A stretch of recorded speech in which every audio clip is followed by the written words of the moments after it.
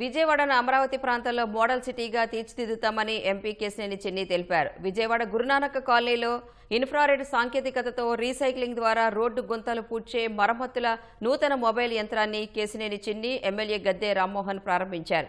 విజయవాడ అభివృద్ధికి అడ్డుపడుతున్న YCP council 5-6 రోజుల్లో రద్దు కాబోతోందని ఎంపీ చెప్పారు. రాబోయే కొత్త కౌన్సిల్తో రోడ్లు, డ్రైనేజీలు, స్ట్రాంగ్ వాటర్ సమస్యలు పరిష్కరిస్తామని తెలిపారు.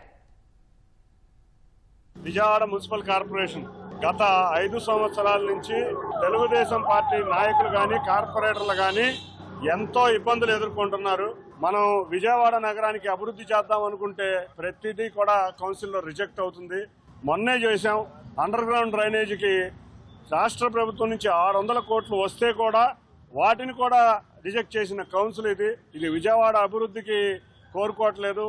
ఇంకొక 5-6 రోజుల్లో ఇవాళ ఉన్న వైసీపీ కౌన్సిల్ రద్దు కాబోతుంది, టైం అయిపోయింది. కాబట్టి విజయవాడకి ఒక పేడ చెద విరిగినట్టు అయింది.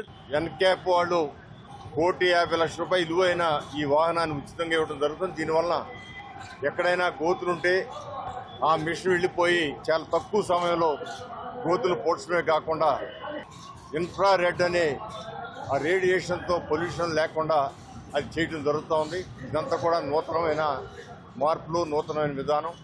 దీనికి మోడీ గారికి మనస్ఫూర్తిగా మేము కృతజ్ఞతలు తెలియజేస్తూ, ఎప్పుడూ కూడా నారా చంద్రబాబు నాయుడు గారు కేంద్ర ప్రభుత్వ యొక్క నిధుల్ని ఏ విధంగా తెచ్చుకుని మన ప్రజలకి అవసరమైన కార్యక్రమాలు చేయాలో ఆలోచన కలిగిన వ్యక్తి, అనుభవం కలిగిన వ్యక్తి. తద్వారా అనేకమైన అభివృద్ధి కార్యక్రమాలు కేంద్ర ప్రభుత్వ సహకారంతో చేపట్టడం జరుగుతోంది.